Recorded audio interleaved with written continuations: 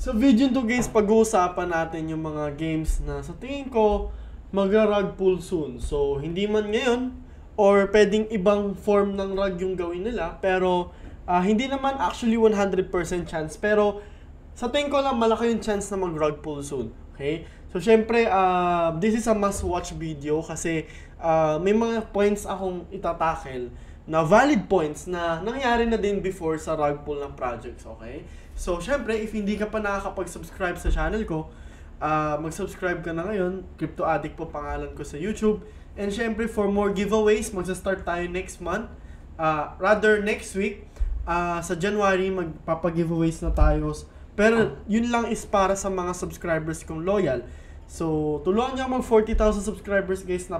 Malaking tulong po yung bawat subscription niyo sa akin. So, tuloy na tayo dito, guys, alright? So, at sa tingin ko, yung first game na sasabihin ko sa inyo is itong si CryptoMines, okay? So, if hindi nyo alam, nag-rebrand daw itong si CryptoMines, okay?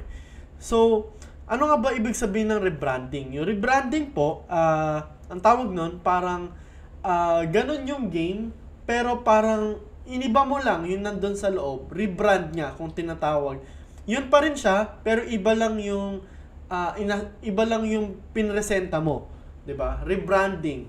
Kumbaga, kayo pa rin yun, pero iba lang yung ginawa niyo doon. Parang change niyo lang yung code, change niyo lang yung name, 'di ba? Change niyo lang yung konting functionality sa game, rebranding na po 'yon. So, itong CryptoMines, if nakikita nyo, punta tayong CoinGecko, guys, okay? Para naman magkaroon kayo na idea kung ano nangyari. Right? Ngayon, ang presyo ng CryptoMines is nasa magkano? 99 pesos. 99 pesos po. Pero if titignan mo actually yung 30 days niyan, which I think hindi pa lumalabas dito kasi nag-rebrand sila, is umabot po yan ng 40,000. Yung all-time high ng isang Eternal. So, just imagine how kung nag-hold ka nung all-time low niya, umabot ng 40,000, diba? Sobrang paldo ka na. Okay? So, ito yung thoughts ko. Si Spaceport, which is another play-to-earn game before na mainit. Diba? Actually, nagawa ko nga rin ng video itong si Spaceport. Pero tingnan nyo, wala na yung website. Diba? So, ng rug pull na tinatawag, diba? Na wala na talaga, wala na, guys. Oh, kahit spaceport.com, wala eh. Iba na ata lalabas dito, iba na, oh.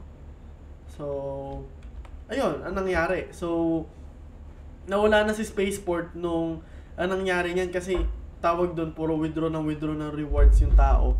So, nawala na din si Spaceport. So, I think hindi naman po ako negative, pero just make sure na syempre dito mas magiging critical po tayo sa mga games na to. Na ito si CryptoMines, I think in the next few months to come, this might happen din dito sa game na to.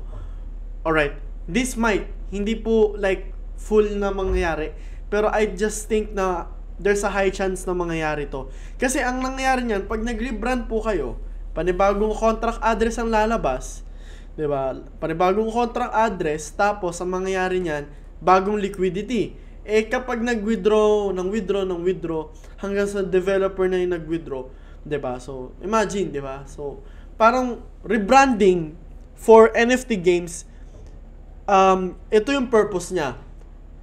Yung rebranding, ginagawa siya para ibig sabihin, makakuha ulit ng bagong tao, bagong players, bagong liquidity, diba? Pero in terms of kung ano yung mangyayari sa kanya in the next few months to come, ganun din yung mangyayari sa rebranding. Kasi nga, una-una, wala naman na iba eh. Yung mga players, ganun pa din, withdraw. Yung developers, ganun pa din. So, ibig sabihin, ang importante talaga sa mga games is yung may mga strong na burning mechanism na kamo. Tsaka yung maganda talaga yung pagkakagawa in terms of the tokenomics, diba, na tinatawag. So, number 2, CryptoBlade. So, syempre, ang dami na nagsasabi ngayon na parang rug pull na daw to kasi mas mataas pa daw yung gas fee. So, I would say na may mga nakita kasi akong transactions before sa CryptoBlades. So, if titingnan natin sa PooCoin na, punta tayong PooCoin. Actually, may mga nakita akong transactions before na umaabot ng around $300,000, $400,000. So parang for me, parang hindi siya natural, 'di ba? Parang may mga ganun bang kalalaking whales para magkaroon ng ganong klaseng pera na magpapasok sila ng ganong kalaking pera sa CryptoBlades? Like, seryosong 300,000? I mean, ang dami mong pwedeng gawin dyan. So, parang for me, my case, I think yung mga ganong klaseng money is, I think, comes from the developer side as well. So, in terms of the gaming, sila yung pinaka-pioneer actually. Sila yung pinaka-pioneer. Sila yung nagpauso talaga ng ganitong klaseng game. So, I would say na, tawag doon, ito yung pinaka-list doon sa tatlo na sa tingin ko magra-rug pull in the future. Pero, I would say na pwede silang sumuko kasi, ang problem kasi nito guys, is kapag yung mismong players talaga na-solve ng platform, na ang tawag doon, wala na, like parang withdraw lang ng withdraw, hindi naman nag-stake, syempre, nakakasira yung economy. Yung ginawa din nila before, na namigay sila ng free 5 skill token dun sa mismong game, nakakasira din po ng economy yun. And yun yung dahilan kung bakit ngayon nasa baba ang CryptoBlades din. 'Di ba? So, inadmit naman po nila yung mistake nila dun, which is, I think, the big brain move nga tinatawag dito sa klaseng ganito.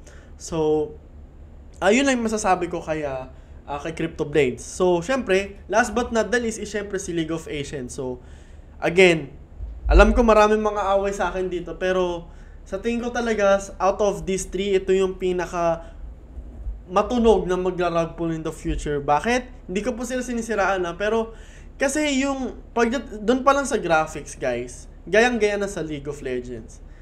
Hindi na to inspired Iba yung klaseng inspired sa talagang ginaya sa IP. Ultimo yung text, League of Legends. Ultimo itong pagkakagawa na to, League of Legends, 'di ba? Dota. So, if you alam nyo naman 'di ba before si League of Legends, nagkaso yan before sa copycat niya, which is si Moonton. So, Mobile Legends, 'di ba? So, ang nangyari dito, kasi may mga certain, may mga certain things talaga na talagang, alam mo, kay League of Legends talaga. Kasi may mga IP po yan. Okay? So, yung Tencent, sila yung pinaka-biggest companies din sa China na may-ari ng League of Legends. So, just imagine these big companies, sa tingin nyo ba, ito tolerate nila yung mga ganitong klaseng IPs? Right? Even though, hindi mo alam kung sino yung behind this. Probably, kasi wala naman ako nakitang team behind this Vietnam, alam ko to Tapos, hindi kilala yung team. Sa tingin ko lang is medyo magkakaroon ng problem. Although, if titignan mo dito sa investors nila, maraming backers. Pero, I just really feel that this is not going to work. If mag-work man, edi good luck. Kung hindi, alam nyo na. 'Di ba? Pero kasi in terms of, if doon pa lang sa resemblance, 'di ba? Kitang-kita nyo naman So, kahit punta pa tayo, asan yung heroes nila? Okay, punta tayo sa heroes para ibig sabihin na mas maayos. 'Di ba? Unang glance mo pa lang naman, alam mo na Alam mo na. 'Di ba? Yung certain pagkakagawa, alam mo na. Hindi actually tanga na lang. Yun yung pinaka right word ko sa inyo guys. Tanga na lang yung maniniwala sa ganitong klaseng game. And if pupunta tayo sa League of Legends right now. League of Legends. Ewan ko kung nandito na yun League of Legends. It really has a big market cap. Pero ito kasi ang thinking ko, right? Since medyo kilala na sila, right? So there will be a point na talagang pwede silang makasuhan dito in terms of IP. If ako mas support ko pa yung games like CryptoBlades kaysa dito, guys.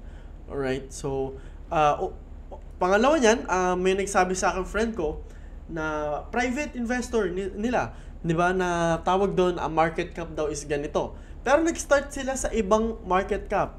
So, hindi sila loyal, nag-lie sila sa mga early backers ng project. Tapos, gayang-gaya pa. So, sooner or later, pwedeng mawala lang to ng parang bula. Na parang makikita mo lang sa news na wala na siya. And, ganun po kasi talaga ang NFT games. Nawawala, di ba? Magpaparamdam, malaki yung marketing, mawawala. Parang ito na po yung bagong klase ng shitcoin. So, ayun lang yung contents, yung thinking ko for today, guys. And syempre, ito yung mga games na nag-rug pull na before. So, si Crypto Drake Ball, Fusion Heroes, and Plan to Earn na iisa lang naman yung developer. Polka Monster na ginaya nila is si Crypto Blades, and Spaceport na ginaya din nila yung ibang game. Alright, so si Crypto Mines, ginaya niya yung rebranding ni Spaceport. So I'm not sure kung anong mangyari. And explain ko na rin sa inyo yung dalawang klase ng rug pull. So, hard rug and slow rug. So, hard rug means harap-harapan talagang mawawala sa yung project. So, literal na titignan mo, wala na talaga. And yung slow rug na tinatawag is yung slow rug, yung nagwi-withdraw lang ng liquidity, andun pa rin yung project, pero nakikita mo sobrang bagsak na, sobrang dip na, wala nang bagong transactions. Kasi nga, tinakbo na nila yung pera. Slow rug po yung tawag doon.